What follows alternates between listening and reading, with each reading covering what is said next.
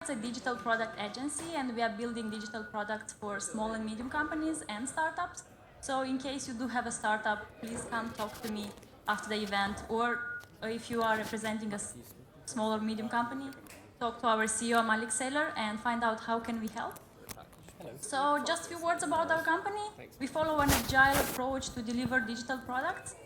We do have a large expertise of like in tech, and till 2011 we worked with some big names and we delivered amazing products.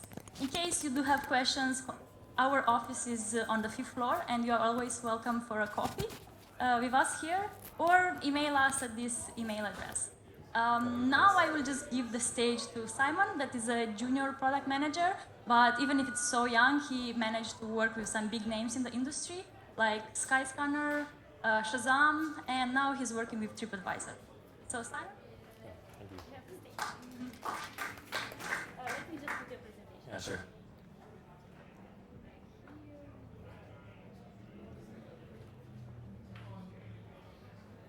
It's actually the other one.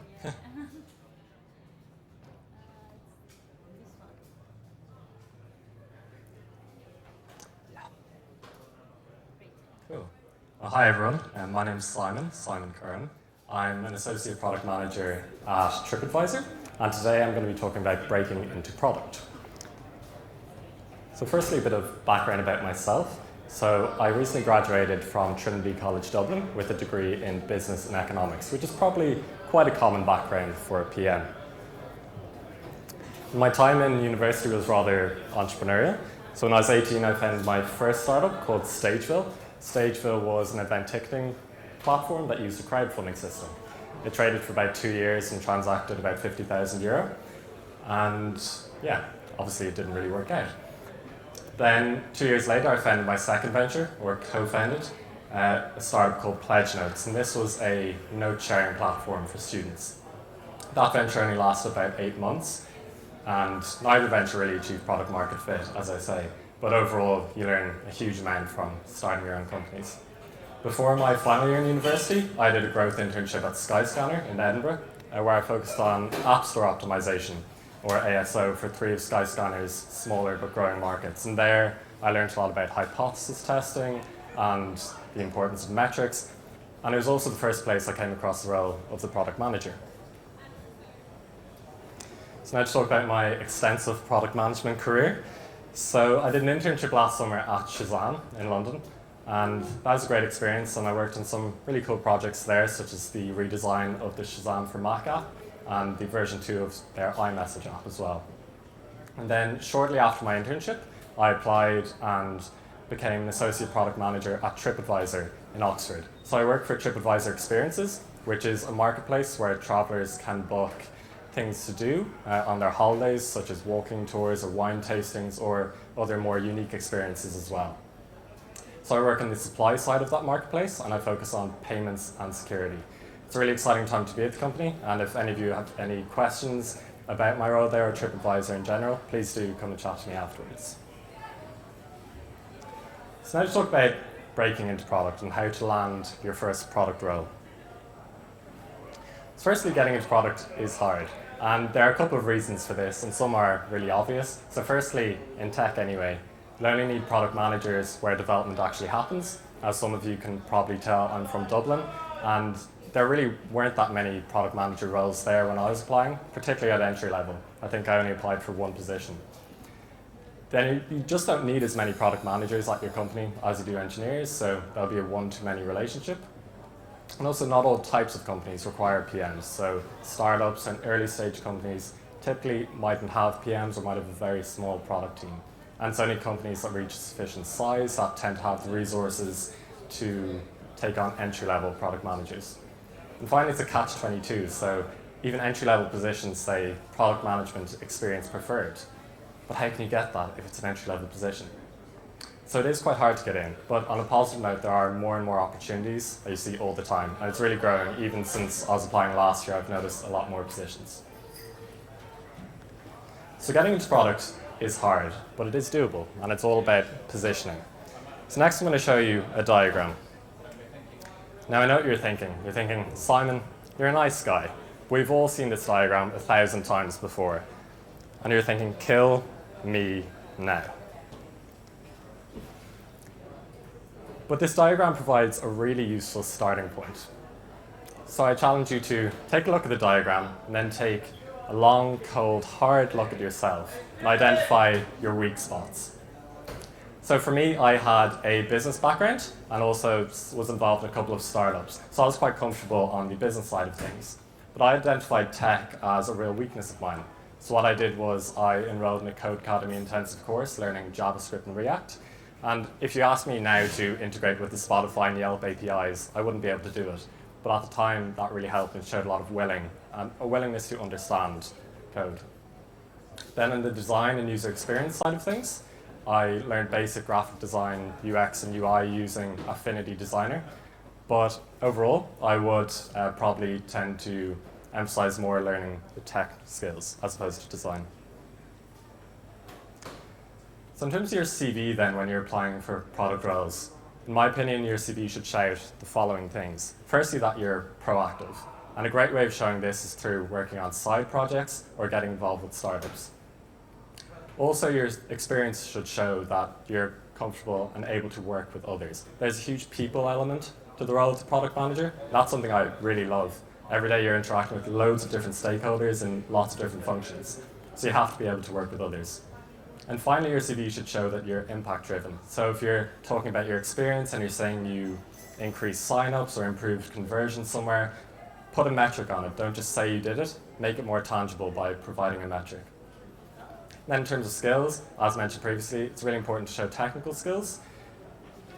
A great way of doing this is through doing online courses and also analytical skills as well. So lots of PM job descriptions will emphasize that you have to be really strong in analytics. And again, online courses and learning things like SQL or SQL is really helpful here. So very quickly, how to actually find PM roles, and the focus here is on entry level. So typically, and most commonly, it's probably called associate product manager or junior product manager as well. You have a visitor here. Some companies, such as Facebook, I think, have a rotational product manager program, and it's also probably worth looking for product owner roles as well. But typically, I would advise people to initially look for an internship as a stepping stone towards getting into product, and that's what I did, and it might be less competitive getting an internship as well, but that mightn't always be the case. So let's say you search for roles and hopefully you find lots of positions. And then it's worth taking a step back and thinking about what type of company you want to work at. So obviously I work at TripAdvisor, which is a multinational company. And I think there are lots of benefits to starting your product career at such a company. Firstly, I'm learning a lot from the other PMs around me and learning best-in-class practices. Also, I'm learning to engage in a large organization with lots of different stakeholders. And this is also really interesting as well. So apart from just engineering, design, and analytics and copy, I'm also interacting with trust and safety, finance, supplier support, legal, all the time. And that's really interesting to see lots of different people's perspectives. And finally, at a large company, you can also have impact at scale as well. So for example, at Shazam, I think they had 400 million monthly active users. So the products you work on really can have a lot of impact. But on the other side of things, perhaps you could work at a startup. And there you might get more responsibility. And you might also feel a lot closer to the product and the end user as well, which is potentially something that you might lose a bit at a larger company. But perhaps there might be less process at a startup, and you mightn't learn as many best-in-class practices. Now, overall, I don't think there's a right or wrong answer here. I think at my stage of my career, I benefit from being at a large company, but I'll definitely work for a startup again in the future. And then finally, in terms of the space, it'll obviously be different working as a PM at a B2B or a software as a service company, such as Slack, for example, as it would be a B2C company, such as Spotify, or again, a marketplace like TripAdvisor or eBay. So it's worth just thinking about what kind of products you're interested in as well. And then even within a company, there'll be a lot of variation in terms of the role of the PM, depending on what part of the product they're working on. So you might be more technically focused, and your team might build APIs, for example, and there might be very little user interface. Or it could be more user experience focused. What I'd say is it's important to find your sweet spot and what areas of product you like to work on. But as someone with a non-technical background, try not to necessarily shy away from working on more technical things.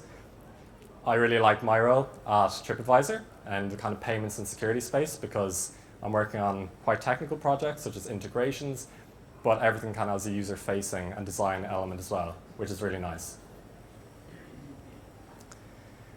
Just to quickly talk about the interview process. So round one tends to be a screening with a recruiter. So this is where you submit your CV and they're interested enough to give you an initial phone call or Skype. And at this stage, I'd say it's just really important to own your story as to why you want to get into product. So some of the feedback I got from recruiters was that my CV read really well because I tried startups, then I tried a different role at a larger company, and I kind of stumbled across product management. So it made sense to the recruiter, I guess. Round two tends to be an initial screening with the hiring manager, where they might ask you some more scenario-based questions.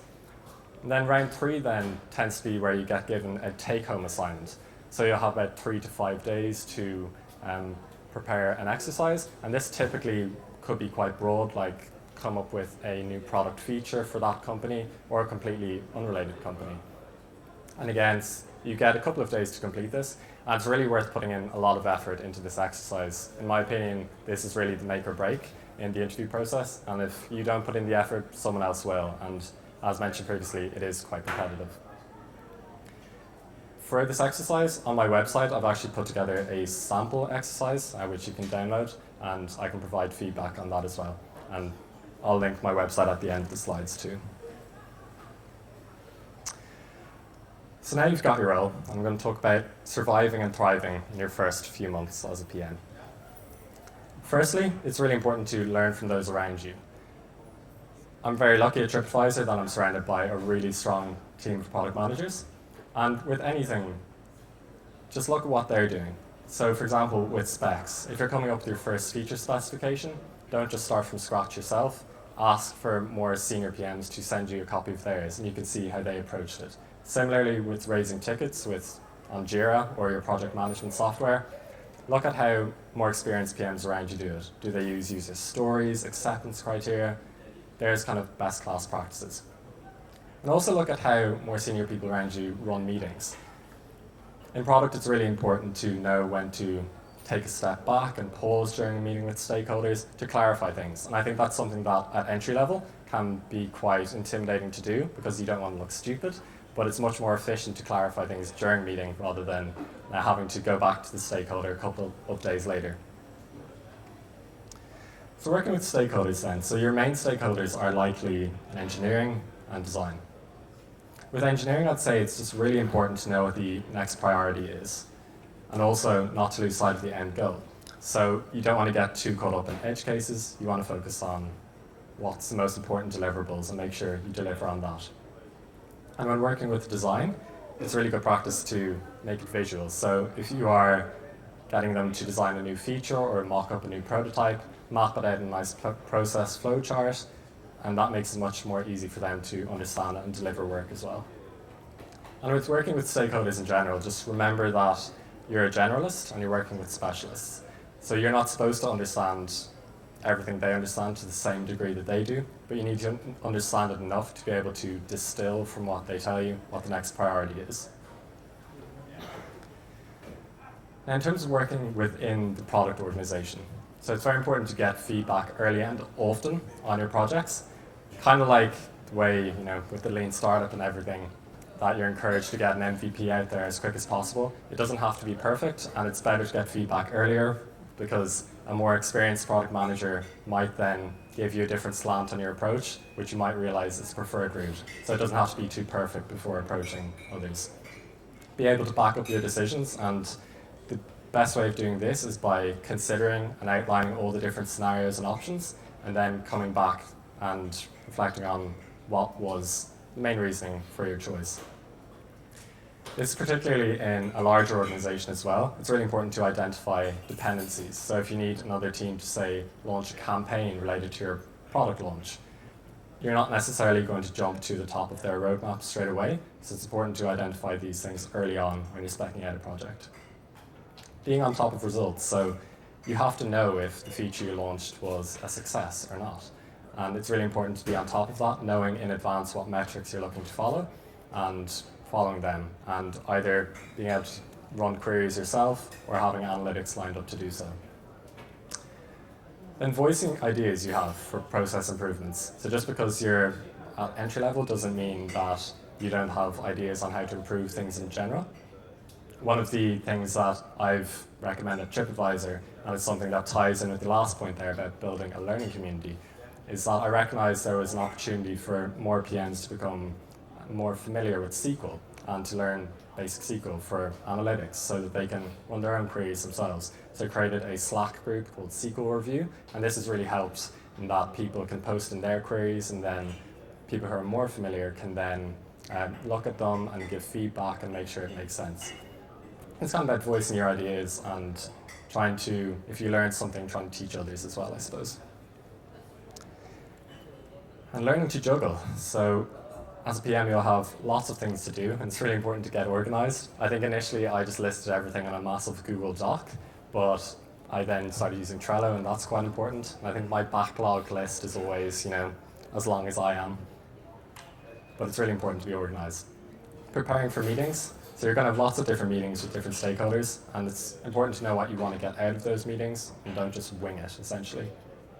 And learn to prioritize. So this is something that you can either do yourself or get your manager's input on as well, but it's very important to know what priorities are because you'll always have too many things to do. And make time to upskill yourself as well. So when I joined TripAdvisor, I didn't actually have any analytical skills. I kind of proactively learned SQL on the side, and this has been really beneficial for me. And once you know it, you actually tend to use it most days in your role. And the best way of learning SQL, just as a side, I feel is by asking real business questions as opposed to kind of learning in some kind of vacuum. So ask yourself, how much revenue did we get in this region in a certain month? And then try to find the answer yourself. It's also really satisfying as well. I guess the overall mission, I suppose, this kind of aspirational for me would be to become a full stack PM. So what I mean by this is someone who really understands code, and I'd love to someday get to the place where maybe I can fix minor bugs and things myself without having to necessarily get engineers to do it. Someone really understands design and what is good user experience. As mentioned previously about SQL, really owning your analytics and being able to run your own queries and without having to rely on others, because you'll typically find that your analytics team will be absolutely swamped with requests. And finally, deliver like a boss. And what I mean by this is making sure that you plan out, so your rollout plan, and you meet your milestones, and you deliver on time and to the specs as expected. So I think that is it. So I'm not sure if we're doing questions now or anything, but thank you. That's like so precise, 14 minutes and 50 seconds. Oh, great. Now, Malek, I will just invite you on the stage for 10 minutes. Cool. Oh, yeah.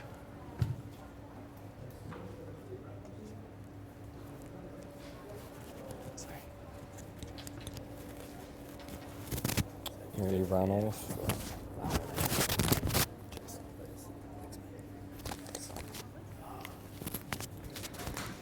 Can you just put a free shirt for us?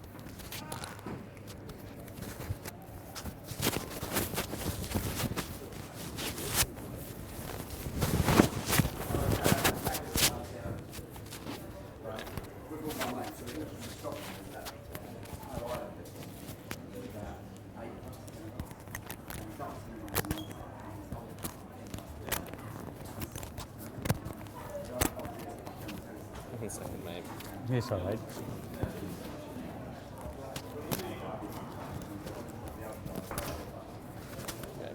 Cool. Cool. Good afternoon, everyone. So I believe everyone here is kind of exploring their careers in product management. Is anyone already working as a product manager in the group? No, mostly no. Right? Cool, that's great. So you heard from Simon what it takes to get into product management, right? I'll talk more about what you get there. Once you get in, where can you get to next as a product manager? Okay? A little bit about my background. I happened to be a product manager about 12 years ago, when no one knew what is a product manager, and whenever anyone asked me, "What do you do?" I would say, "I'm a product manager," and they'll be like, "Project manager." I'm like, "No, I'm a product manager," and no one understood what it was, right? Year 2010, I was doing a full-time MBA program from Imperial College. I was the only product manager in the cohort, and no one knew in my cohort who is a product manager or what does a product manager do. So as you can imagine, the concept of a product manager as a job role, as a job title, is very new, right? It's hardly, I would say, 10, max 15 years that in the UK in particular, the role is defined. Maybe in Silicon Valley, defined for after dot-com burst, about 20 years almost. But having said that, I think there have been product managers in past. Maybe the role itself was not defined, but the people who were doing the functions, the job functions, or whatever the product manager of today, whatever they do, people were doing that back in the days, but probably not as the same job title as a product manager, right? So cool. Anyways, I've been a product manager. I think it's a very exciting career choice. I certainly love it. Before becoming a product manager, the idea of my career path I had was very different after I became one, right? So again, I can talk a lot about what can you do, what can you not do as a product manager. I do coach at product school, by the way. So again, I do a lot of hands-on coaching when it comes to being a product manager. I like doing products as well. So from time to time, I take on a product for our clients for me to work and build on. I'm currently working with a startup, Series B, C funded startup, to help them restructure their product team. It's a very different role. I'm not building a product, but I'm building a team to build the product, right? Or I'm optimizing the team to build the good product, right? So again, the product for me is the team itself. So it's a very different, very exciting role that I'm currently doing at this moment. But let's go into product management. We saw this diagram earlier with Simon. What does what is a product manager? And everyone knows we normally, as a product manager, you normally talk about the UX, the customer side, the business side, and the technology. And product manager kind of sits right in the middle, right? Now, Simon did say that you do need to have some knowledge around different domains. I think to become good at being a product manager, you do need to have all the three domains for you to cover. However, to get into the product management role, you don't need all the three domains, right? If you think you need to be a software developer or an engineer to get into product management, not true. Do you need a business or MBA degree to become a product manager? Not true, right? You need to understand sales or user side, be a user researcher or a UX designer to become a product manager? Not true, right? So again, you don't really need each and every domain for you to be a product manager, right? However, once you are a product manager, then you do need to understand all the different aspects of it, okay? Now, if you go further down, what does this all mean? So let's say the business side, right? So why do a product manager needs to know more about business, right? Because of course you want to build the product that makes money, right? It costs you less to make that product, and once you make that product and sell in the market, you make more money. That's where you get the business sense. What is the cost, what is the operational model, what is the pricing model, everything that goes into making a business out of the product, right? You kind of influence that. You may not be doing it, but you kind of influence that. And by having that knowledge, you will be able to make the right product decisions. Otherwise, you will make a product that no one is willing to buy. People are happy to use it for free, but not really buy it in terms of cash, right? Of course, there are plenty of free and premium products out in the market, but any free product doesn't mean is a useless product, right? A free product you do pay, in time, right? Often, and time is money, right? Or you give your data, and data is a lot of money these days, right? So you always pay, like the users always pay in some form or the other, right? Hence, you need to understand the business side. Similarly, the technology and development side, you want to build the product, but you need to know how to build it, or at least what goes into making that product. If you don't, then what you will have is a product that is not built properly, or you are not convinced whether it's done properly or not, right? It's maybe use the wrong technology, or the cost of the technology is too much, or you're not able to support the operational model of it and everything else behind that, right? And similarly, most importantly, the user side. If you don't understand the user of your product, then you're just building the wrong product, or the users you are targeting will not buy the product that you are building, right? Or it does not solve their problem, or is not useful to them. So maybe they will happy to give it a try, but may not use it for a long period of time, or may not pay for it, right? If you ask them to pay. So again, it's very important to know who your users and how you work with them, right? Now, as a product manager or someone who wants to get into product manager, you can get from any of the directions. So you are a developer or from a tech background, you can become a product manager to build a product which is very technology heavy, or you become a product manager, or you get a role into product management which needs a lot of technical input, right? So for example, let's say you want to build a software development platform, SDKs, right? Anyone knows what is an SDK, right? Cool. So if you want to build an SDK, then you need to have a very solid technology background to be able to do that role as a product manager. You can, once you get into that role, you can then take the knowledge of users and the business, but the fundamental requirement will be the tech, right? Similarly, let's say you are building something like like a social media or something like that, Instagram, right?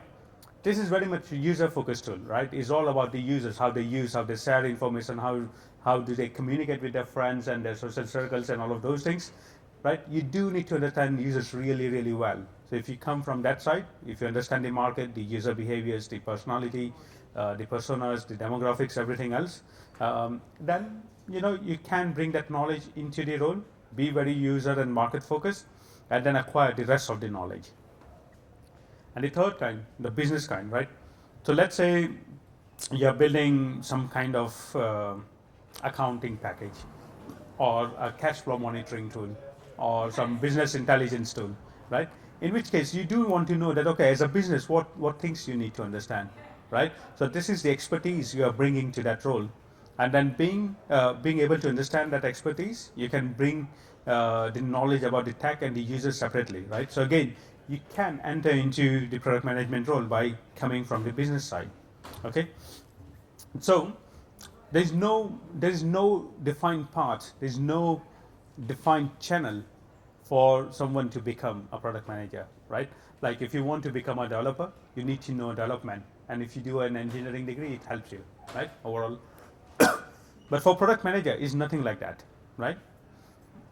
Now I'm going to present you something bigger, right? So product manager, right?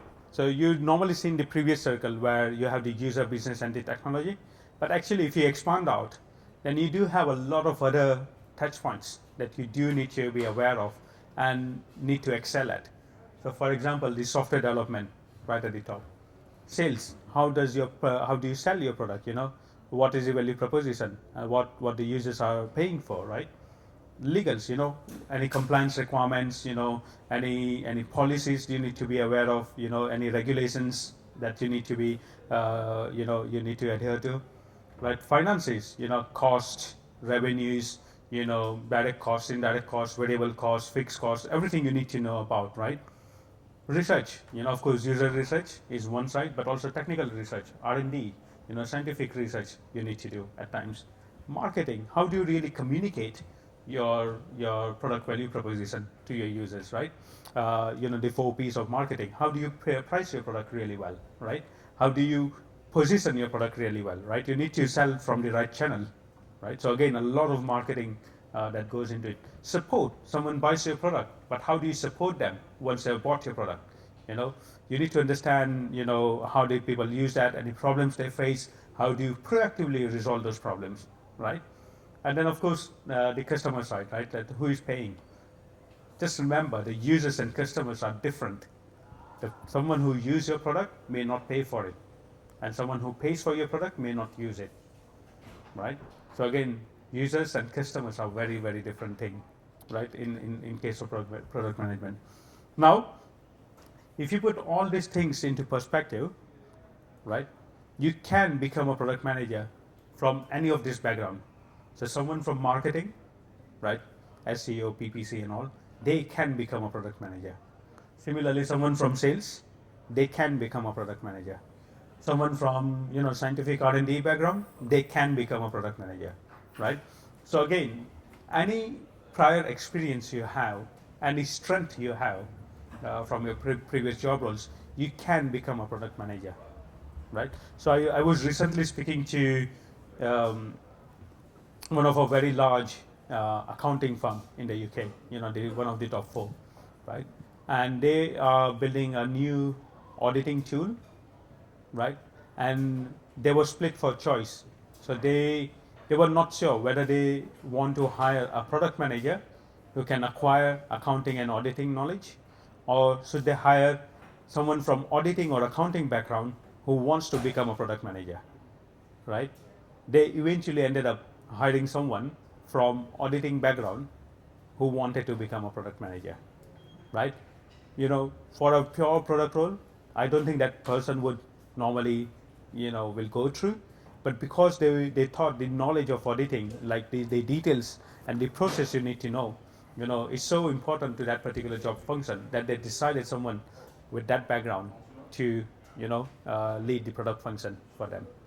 Similarly, someone I know, so one of my friend, she used to be an HR, and she became a product manager to build an HR tech platform, right? So again, your previous background and all everything you have done before can help you to become to get into a product management role.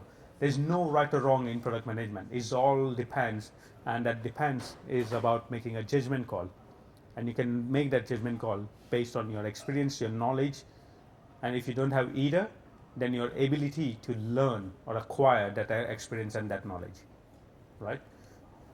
So that's how you get into a role, right? Again, this is slightly different view of presenting how typically this role is presented in a lot of different companies, right? You have technical product manager, mainly working on the engineering side. They don't have a lot of market knowledge, right? But they work within the team, hence they are called tech product manager. You have product marketing manager. They normally focus on marketing the product. Once the product is built or the feature is built, how do you communicate out? How do you launch it in the market, right?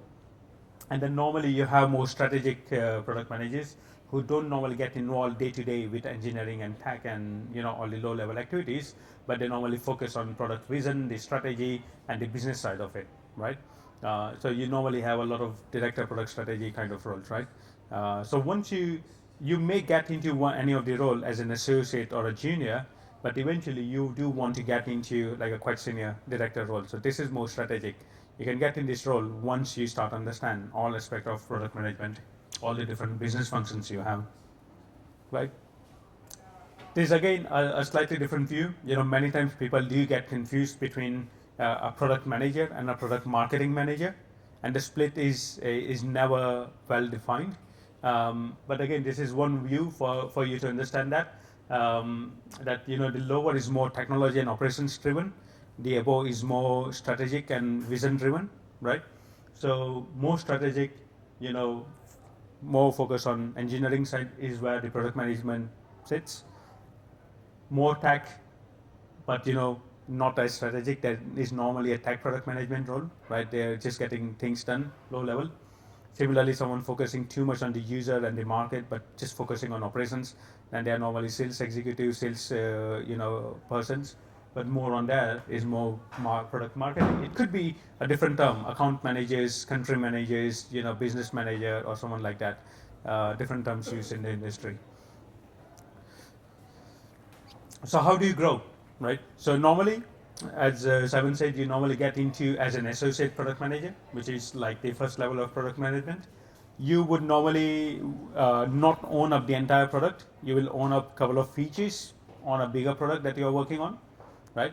But then as you understand the whole process, you become a product manager to lead major initiatives, major product features, or the product on its own, right? A smaller product. Then you become a senior product manager. Of course, then you have a lot more experience, a lot more knowledge, and then you start taking very commercially minded, a very bigger, slightly bigger products, involving bigger teams, maybe multiple teams, and also be in charge of making some commercial decisions about the product that you're working on, right? And then you get into director of product, right?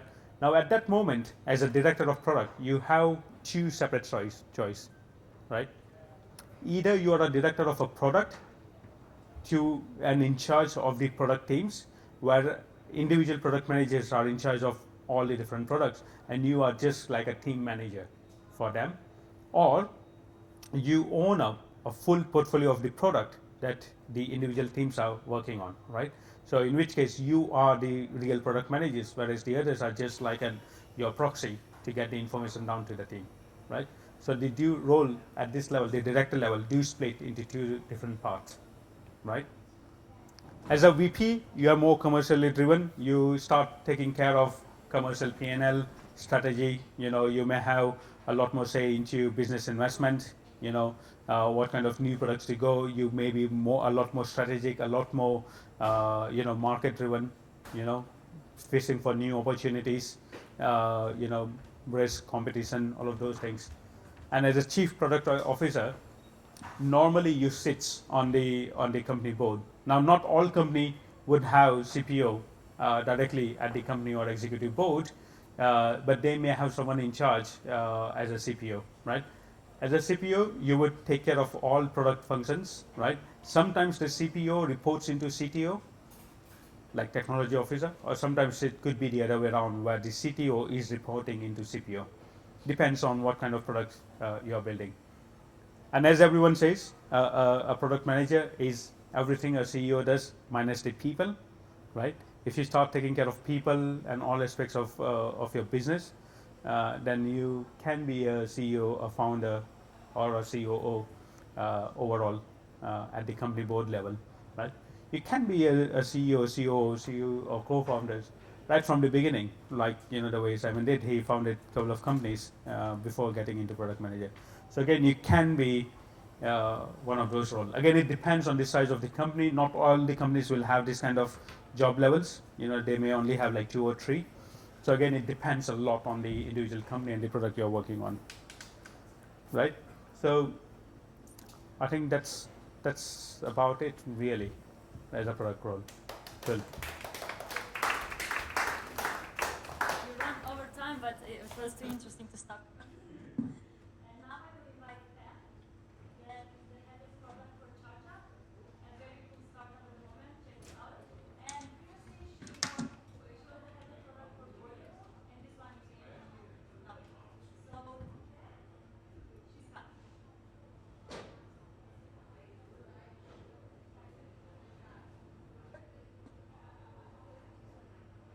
Yeah.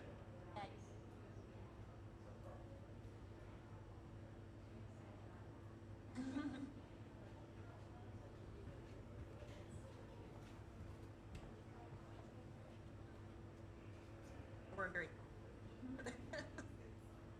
You guys hear me? Oh, yeah. Wow. Cool. Hello. Thanks for the introduction and for the prefacing presentations, because I think they're kind of complementary. We might contradict ourselves, and you'll hear, like, time and again, anytime you go to anything product related, someone will make one sweeping generalization and the other person will say the polar opposite. Take everything with a grain of salt, but it's primarily my experiences that I hope in sharing with you will be mildly beneficial at the very least. So first and foremost, this is me. That's my LinkedIn. And what I wanted to convey is I've had a little bit of experience across a really broad range of product-related jargon. I won't bore you with my life story. Instead, I'm going to kind of blitz through all of this. Usually I do a much longer presentation. You're getting the Coles Notes version. Essentially, as Elena alluded to, initially the accent is Canadian, so that's where that's from. But I'm originally from Mexico, and my parents and I moved to Canada when I was quite young. At some point, I somehow entered a new grad scheme at a telco, which is similar to Sky or BT. And that was my equivalent of a product internship similar to Simon. So it wasn't in any way called a product management internship. It was meant to be a 2-year program where you bounce around different departments. I just happened to stumble across what was then known as the web team and somehow fell into that. I'll explain more in detail, but first, just a transition. I from there transitioned my enterprise experience into a similar, very large enterprise, but now in the live ticketing space. So again, parallels with Simon's presentation. Ticketmaster is a little bit bigger than a startup, so obviously getting to understand how Ticketmaster International, based out of London, an operation with about 400 people, interfaced with 19 different teams around European markets, as well as liaising with the US, was really invaluable experience, which I then took into a polar opposite at Boiler Room. Anyone familiar with what it is in the audience? So a few of you are. So it's essentially kind of a music events company. It's not really a tech startup in the traditional sense, and I'll evolve on that in a bit. But now I'm at a company called Charged Up. Did anyone forget to bring a power bank, and is your phone dying? Okay, in the back. Elena, do you mind taking this over once you're free? It has cables on both sides. I'll just show you briefly. Yeah. Ta-da! This is not a sales pitch. If this WeWork had had a station at the lobby, for example, you would have been able to rent it for yourself. So it's £1 per hour. It pops out of like what looks like a bread toaster, basically. And you're able to rent it and keep it here or take it to one of 1,000 stations across our UK network. So we're in Scotland and all over the place now. We hit 1,000 stations today, which is why I was running late to come to this presentation. Some champagne got popped, so that was exciting. Thank you.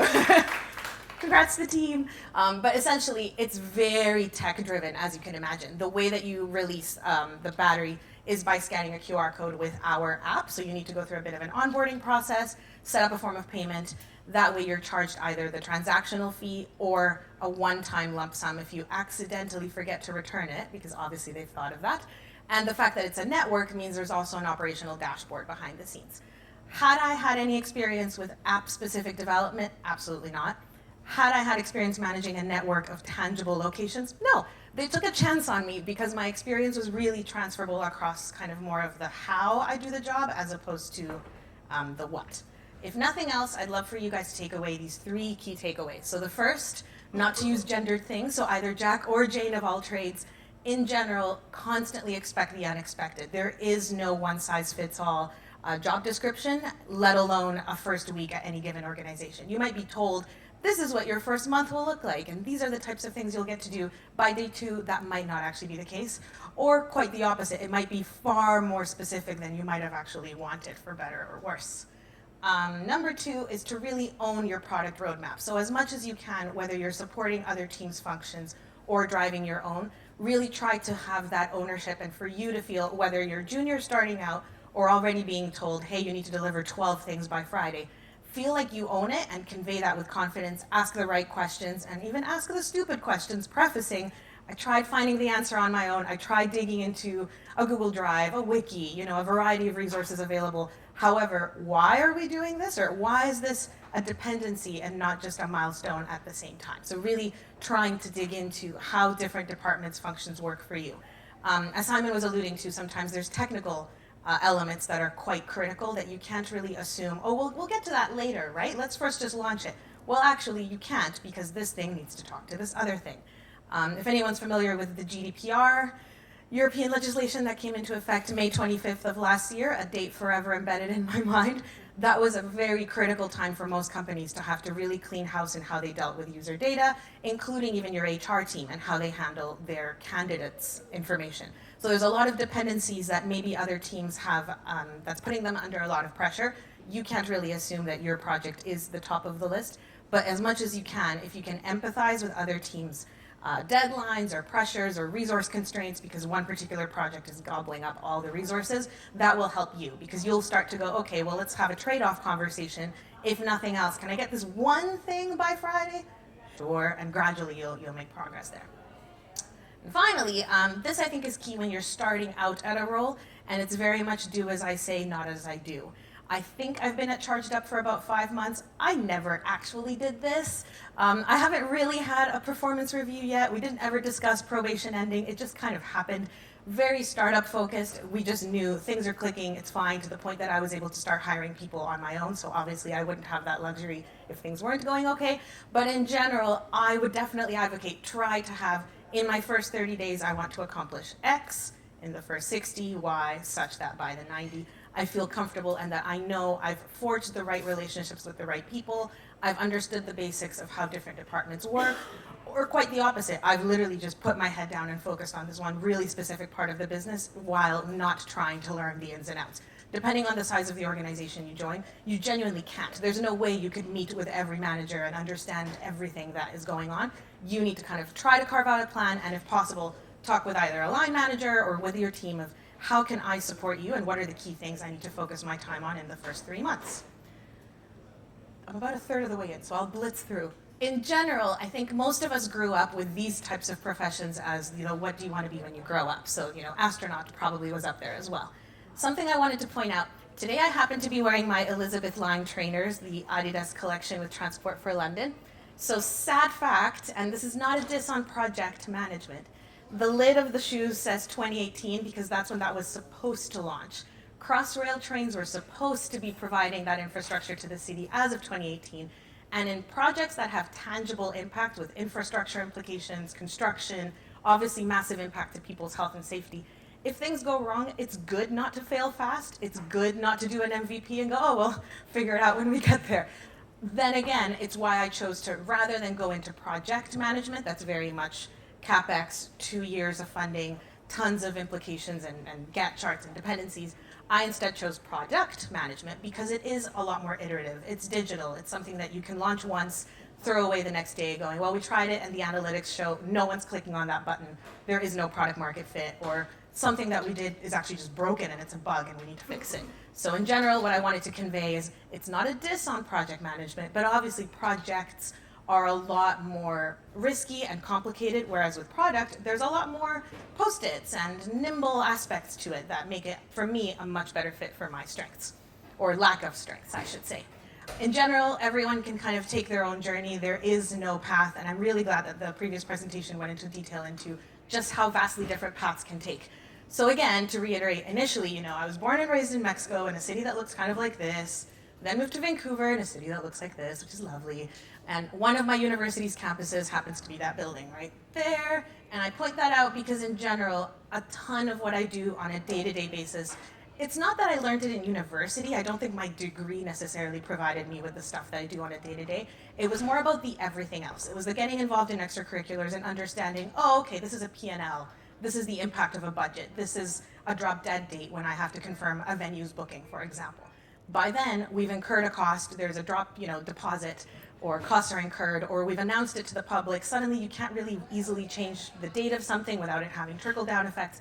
A lot of those things that now sound like common sense, I went through it as, just an 18-year-old. And be like, oh, whoops, we probably should have thought about that. So it's those types of life experiences that I think were phenomenal, and I constantly advocate to try to do that on an ongoing basis even now. So in anything that I try to do now, in volunteering or in organizing a meetup, where I actually met Kristen, who's in the audience, we happen to just be trying to coordinate something really casual and last minute, but still taking into account, well, when can people attend, and what is the product market fit of what we're trying to achieve? What kind of community are we trying to build? Again, though, to get into a little bit more detail, back at TELUS, which is a large Canadian telco enterprise, our stores looked like this, very state-of-the-art retail experience, phones everywhere, all kinds of technology. The website looked like this. It was 2011, not 1999, but you wouldn't really know the difference. It was abysmal. So this was a desktop experience where all the nav elements are kind of competing with each other. This happens to be a page where you have to download a PDF to figure out what channels your TV is giving you, why, who would do that. In general, it was a bit of a hot mess. And I'm really glad that when I joined the team, there happened to be a brand new VP joining that said, forget everything to do with legacy systems, dependencies, old school thinking, old school marketing teams kind of telling us what to do instead of consulting what our users want. Let's build beta.telus.com. Let's explicitly call it that, even though we're a telco, and that's going to ruffle feathers, pun intended, with all the birds on screens. They chose to rebuild on AWS, which was a massive shift for the company because, again, it was taking a really big risk to say, as a telco company, we're actually going to be building using someone else's tech. Massive shift in terms of not just how responsive it is, but very user-focused, tons of analytics happening behind the scenes, and a lot of offer segmentation such that, for example, if you were on a TELUS IP, so if you get your internet powered by us, you shouldn't get an acquisition offer because we already have you. It's not going to be something you're eligible for. Let's instead upsell you or tell you about a cool new perk that you get, like extra storage space on a Dropbox or something. In general, we really, really tried to push the boundaries of what was possible, even though we were a giant, very corporate, bureaucratic organization. And this is an example of in the Toronto office. And obviously, there's a can of beer. There's always beer in tech. But realistically, as Simon was alluding to, there's a team of experts. So really, this picture doesn't get to show you that there's people there from all over the world that are experts in DevOps, data science, UX. They really brought their strengths from a variety of different industries and disciplines. And our role as product is kind of to just connect those dots and to help those people work well together to achieve the same goal. I chose to, literally the view we have here, which is phenomenal, I chose to shake up my professional growth as well as personal by just taking myself out of the very comfortable Vancouver lifestyle where people can go kayaking after work. Like it's beautiful, but it's a very small little microcosm, whereas London had a ton of tech opportunities and tons of product-related roles where I felt like I kind of needed to force myself to go to. So I first joined Ticketmaster, again, because there were a lot of parallels and puppies. So for example, same kind of idea where my project as senior PM at the time was to somehow revamp a desktop site because there was a separate mobile site that they were paying £100,000 a year for just to maintain an API pull. Not only bring it to life in a responsive way, but to actually integrate the 19 different markets that I was alluding to before. So suddenly we were able to kind of bring it to life, not just from different breakpoints, but in terms of actually having a little bit cleaner global elements, making the brand feel a little bit more alive, and in general start to be less stakeholder driven and more user centric and really kind of give the people what they want. Make search a much more obvious and prominent element. Try to have kind of more algorithmic aspects to it instead of manually curated, etc. If nothing else, what I wanted you guys to take away, people always say, what are the key things I need to focus on? And in general, what can I do to ensure I get a product role? Realistically, I would say get the skills that AI can't. So I personally don't ever focus on my technical prowess. I probably should, but my devs seem to put up with me and my dumb questions all the time.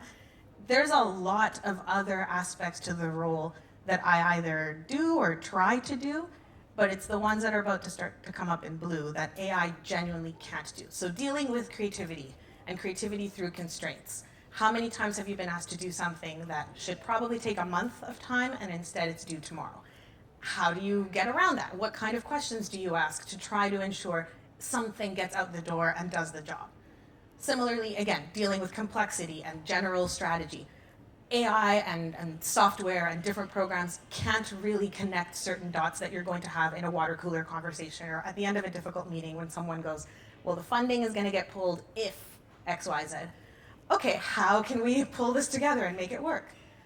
In general, learning new, unknown, and unstructured environments is pretty critical. You're constantly going to be thrown off the deep end into areas that you may not have experienced before, whether that's a difficult meeting or a new market or entering a new segment. Perhaps you've only worked in B2C and suddenly you're being asked to deliver something in a B2B space for a large kind of corporate demand. How do you navigate that? How do you ensure that you're balancing the right things?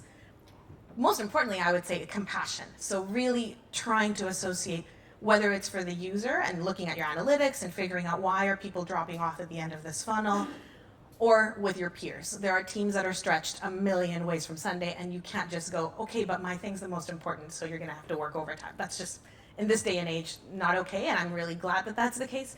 Being able to have that compassion across other teams as well as with yourself to really try to sort out what can get done properly is really important. So empathy and compassion. This is kind of the stereotype of working at a startup, and it's adorable, but also so true. There's always dirty cups and it's always a mess. But in general, this is kind of the appeal of working at a startup is that it's controlled chaos. No 2 days are the same. You kind of have to like that, or I would not advocate it to you. In Boiler Room, we weren't a tech startup, we were kind of a techno startup. So there was a lot of music playing in the background, random talent sometimes strolling through the office because we happened to be a kind of a film studio at the same time. So sometimes there would be a mini music video being filmed on our rooftop while the developers were trying to crank out a new feature onto our website, for example. As much as possible whilst there, because I was there for about a year and a half, I really tried to understand how does our branded film content work in the context of our online audience, or vice versa. How do our teams better benefit from something that the tech team can do? So rather than just thinking about ourselves as a website, because no one really visits our website, most of our content is on SoundCloud or YouTube, live streams on Facebook, where it's kind of a tech agnostic experience. I was interviewed by Clubhouse.io, which is kind of a ticketing platform, because a lot of what we did was actually try to zoom out and go, well, how can we help other teams? So a lot of what I'm showing you, yay, GDPR, was with regards to supporting our marketing teams and the various amounts of admin and overhead that they were incurring. There were 5 hours of admin to pull the guest list to be sent out to people attending that event of that day. 5 hours of someone's time doing something that we could easily automate if and when we understood that team's needs. Same for even just optimizing a lot of the curatorial aspects to minimize a lot of the manual impact that was necessary by people. Stuff like ensuring that there was a proper kind of consent form waiver thing in the element when you were registering for an event to ensure that we were legally protected. None of this is particularly sexy. It wasn't the most exciting part of the organization, but it was really powerful to know that we were helping very different aspects of what was essentially kind of a 360 agency, because they do their own in-house creative. Every aspect of working with talent is very organic and internally driven, as opposed to just people getting booked, and it's not really a transaction per se. It was very different for me to switch out of my e-commerce way of thinking and go, well, let's get people to convert.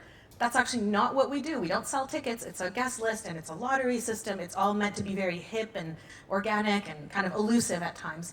How do we ensure that everything behind the scenes is kind of as simple as possible for the rest of the company? So again, just to switch briefly, you'll notice how horrible this slide is because I had to paste our own rebranded logo because I didn't have time to ask a designer to do it. That's how you do it. I was submitting this slide like minutes before coming here. In general, I think the reason that the Charged Up team chose to bring me on, even though I'm not an app development person, was when they started to discuss everything to do with the back-end dashboard, the stations, and the ways in which users and venues engage with us. A lot of our venues right now are pubs. They're places where the bar manager is like, yeah, you can rent, you can set up a station. I don't want my staff to ever have to deal with it. I don't want anyone to get customer complaints with, I rented a charger and it's not working, what's going on? How can you guys assure me that the app will take care of that on its own? Well, we've got an intercom integration. Our customer service team is phenomenal at getting back to people within a minute and resolving their query. Okay, cool. What about payments? Are they gonna ask me for a refund? Nope, we've got Stripe, everything gets done in kind of the app ecosystem. It's all good. But a lot of that requires mixed panel events tracking properly, our station dashboard, our SIM dashboard, because each station is pinging up to a network to constantly provide kind of the best possible battery rental experience, as opposed to accidentally renting you one that's dead. So in that kind of regard, the small stuff I've been able to accomplish in the short amount of time has actually been quite simple for the user, but behind the scenes, a lot of stuff has been happening. Basic things like, as of yesterday, we've launched in the Netherlands. So again, another milestone for the team this week, which has been mental. Thanks. First out of many, many countries to come. But obviously by leaving the UK, and I'm not going to make Brexit jokes, we had to implement different currency element. So suddenly we had to ensure that people will actually be confident to proceed, whether or not it's with pounds or euros, versus before that wasn't a consideration we needed to have at all. Everything was a default. Similarly, I did a kind of data-driven test, and it's proven, thankfully, very well that rather than having people first open the map and view the extensive station network and kind of in an Uber-esque experience show you, here's the breadth of our network, look how great we are, that's kind of talking to ourselves. Most users are desperate at a charging station going, my phone is literally dying, rent me a station now. That button drove 3 times the conversion than the other one. Plain and simple, almost like minimizing the UX to an extreme. It doesn't look pretty right now, but it gets the job done. Someone with 5% battery would much rather release the battery and actually start charging their phone, as opposed to, well, I saw your map and then the app died and then my phone died. Thanks. So in general, I'm trying to bring my kind of experience in a variety of different other aspects across different companies and actually diving into the design files myself sometimes. The designers sometimes are genuinely swamped, and if I just want to run an A/B test, I'll pop in myself and go, okay, let's add two buttons instead of one, or let's change the copy to say X instead of Y. Eventually, we'll implement proper A/B testing tools, and I know stuff like Radar or Branch, Mixpanel itself. There's a lot that could get done, but we're on the free plans right now because we're a startup and we're keeping costs low.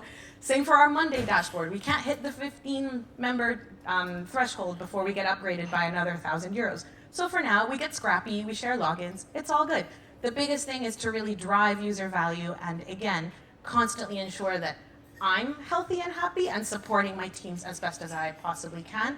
So if nothing else, please take away these kind of 3 learnings of stuff that I've either tried to do or desperately failed, and someone needs to help me come up with my 30, 60, 90 plan, please. Bless you. The end. I went overtime too. I No talked worries. forever. That was an amazing talk. I saw it on your eyes, like everybody was paying attention.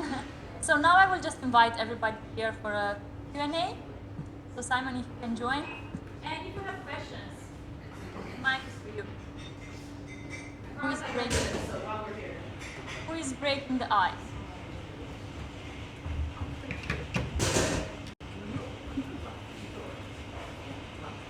So,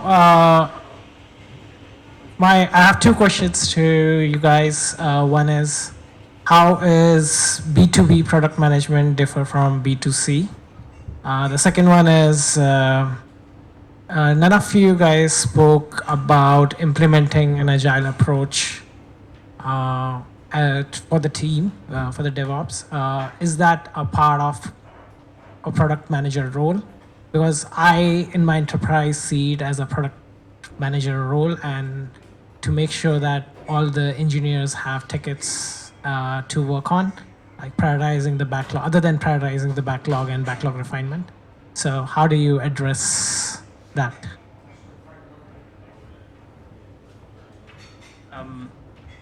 Question number 1, how is B2B different than B2C, right? I think one most obvious way is for B2B, the customer and users are often very different, right? The customer who pays and makes the purchasing decision most of the time is not the user, right, in B2B environment. Whereas in B2C, is the user who is also most often is the customer as well, right? Of course, there are many other differences, but this is one of the major one, right? B2C, you can experiment a lot more quickly, the entire purchasing, the user behavior and everything else. B2B, not as quickly, and often you may need to target different routes before you get the right data and the right results from the experiment you want to drive, right? So you may need to jump a few more hoops before going into B2B. Again, the sales channels could be very different in B2B and B2C. You may need to go through a lot of resellers in a B2B environment versus a B2C environment, right? And sometimes B2B is really B2B2C, right? Business to consumer, right?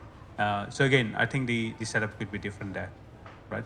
And coming to your second question about, how agile and keeping everyone busy, I think agile doesn't matter whether you're a product manager or not. I think modern businesses needs to be agile from top to bottom.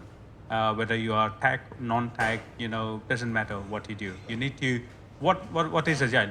You need to understand the problem, come up with a solution. You don't know whether the solution is going to work or not, so you experiment until you make sure that you have a solution that solves the problem, right? Whatever the problem is, right? It could be a user problem, it could be a business problem, it could be an ops problem, it could be a tech problem, doesn't matter, right? But that's what agile is about, right? So I think agility is required by all the businesses.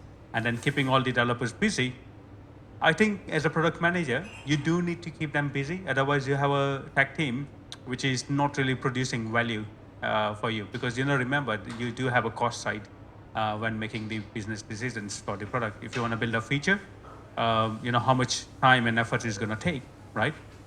And normally your team, you want to keep it maximized because you want to get the most value out of them. Let's say in a particular sprint delivery, if some of the team members are not occupied or they are working on low priority or low value items, it's just a cost that you don't want to incur, right? So you do make that call, right? But if you think they are not always busy, then you need to probably remove them. Right. Dark answer. Personally, I would also say maybe suggesting paired programming or upskilling in a different area that they might not be privy to as much. Like if they have any interest in analytics or in something far more kind of future-proofing their own careers, if there's something that can be mutually beneficial, that would be ideal, but not always possible. The only other addition I'd say on between B2B and B2C, when you're launching features, you have to bear in mind that for most B2B companies, you probably have a lot less users, unless you're a company like Slack or one of the most famous B2B companies in the world. Chances are you have a lot smaller user base. So then in terms of shipping features and things like A/B testing might not necessarily be possible because you might not have a large enough user base to actually achieve statistical significance with launches. That is just something that's different as well in terms of size of the user base. Thank you. Hi there. Thanks very much. I was wondering if you could offer insight into your view on the longevity of the product manager role and how you see it shifting over the next few years, given that it didn't exist a decade ago.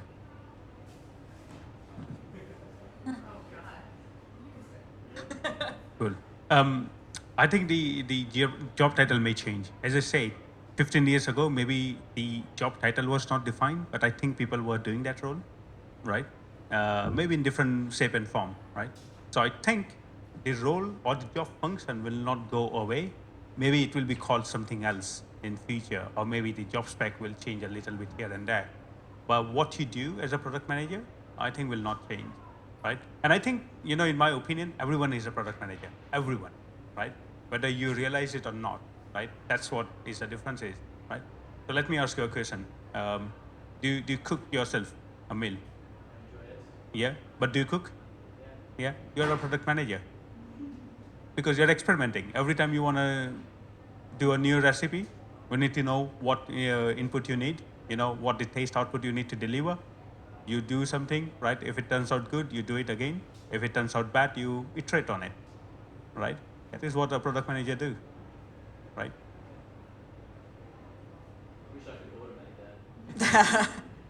And personally, as much as I don't like bureaucracy, I'd like to see some form of designation or formality added to it, just like with project management, because obviously we've all gone into interviews or settings before where it's a misnomer. People are assuming, oh, you're a product manager, you're obviously a developer, right? I'm like, what? Or vice versa. People might be advertising a role thinking that they're getting a product manager and it's more product marketing, as your presentation was alluding to.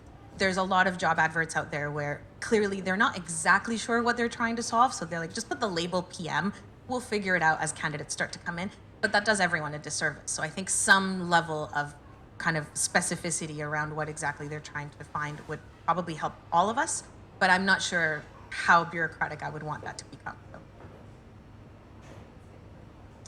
The only thing I'd add is, as kind of mentioned, there's a huge people side to the role of PM. I don't think that's going to go away anytime soon with automation, anything like that.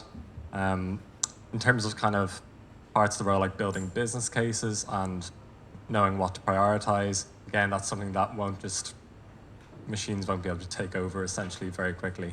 And so as I'm just starting out in the role, I certainly hope we'll be around for quite some time.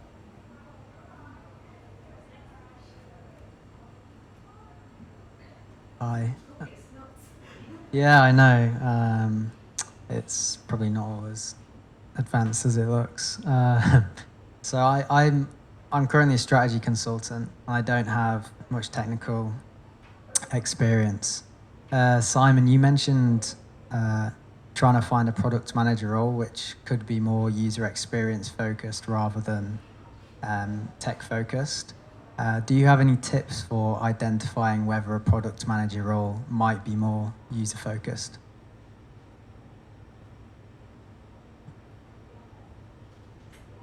Yeah, I think it's a very good question. And there's a lot of variation in product roles, depending on the company, the team you're working for. So within my company, for example, there will be some roles that would be a lot more user-facing. It really is just a matter of looking through all the different job descriptions, and you probably get a good sense of, if it mentions you're going to be building APIs or working on databases or something really technical, maybe that's one to avoid. Typically at entry level, it might be more kind of general and they wouldn't necessarily expect you to have a massive understanding. I personally didn't, and I came from a very non-technical background. And my internship at Shazam wasn't particularly technical focused, that was much more user experience focused, so it depends on kind of the nature of the product itself as well. It's really just a matter of going through the descriptions, and I think there's an amazing answer for it. I would say last question because the presenter is waiting and I'm free. But if you have more questions, just approach the speakers after that. So I think a lot of the kind of associate product manager roles are very much targeted at people kind of fresh out of university. What's your advice for someone who wants to kind of break into the industry, but with years of experience in other industries rather than kind of just straight out of university with no experience?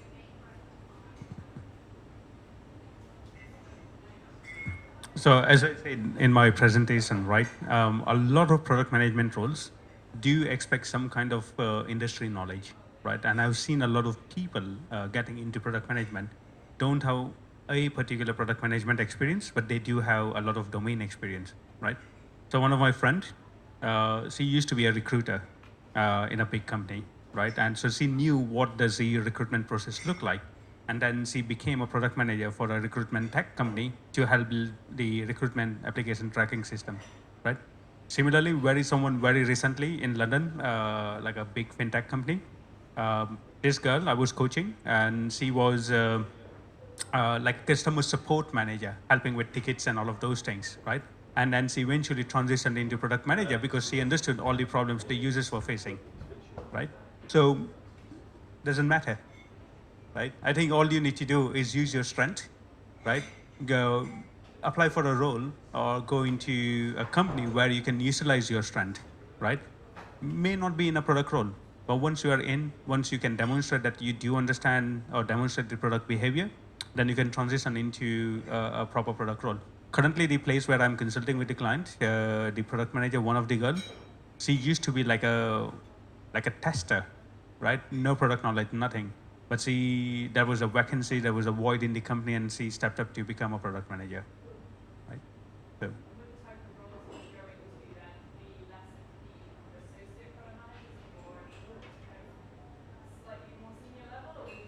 I would say it depends. It really depends. I don't think there's a right or wrong answer. Some companies you will have a lot. So recently I came across one of the big four consulting company. They were looking for a product manager to join M&A advisory, because when they acquired the companies, they didn't had any clue on what these products are doing. So they wanted product manager to come in and help them advise on the transaction, right? So, but he would not be building any products, right? Similarly, I've seen the other way around as well, right? So someone who came from M&A background, mergers and acquisitions, transition. Actually, you know what? Very funny example. Literally last week, one of the recruiter friend of mine messaged me, oh yeah, I've been a recruiter. I've been placing a lot of product guys into a startup, but I have now joined a startup as a product manager. No product background, right? But they said, like, I understood what companies are looking for, what skills they are looking for, right? To add to that from a TELUS perspective, they did a lot of horizontal move enablement. So if you're already in a large organization, which I think you were alluding to as well, when you're working in a large already kind of ecosystem, it's a lot easier to say, can you try me out for a 6-month period on a really specific project? And it's almost like a built-in probation, even if it's at the associate level at the start. If you're able to drive value, if you're able to obviously bring your transferable skills and experience from before, if you're able to negotiate at that 6-month mark, not only do I pass probation, but I actually then get promoted into X, then it's kind of a nice win-win for both of you. Because you might hate it and go, yeah, forget that, I'm out of here. So, bit of both. Yeah, just to add, so at larger companies, I tend to see that APMs quite often have about 4 to 5 years experience actually. So it really depends on the company as well, and not experience within product management obviously, but maybe experience elsewhere. So it's probably just a personal choice whether you'd be happy to kind of, in some senses, take a step back to take a step forward kind of thing. But it does depend on the company, definitely. That was it. I will just ask a round of applause. I really thank you for joining us today with this amazing webinar. I will invite you for pizza now and check what Innovify is doing because we are doing really cool stuff. Next month we are going to have another event and check it on the. Thank you.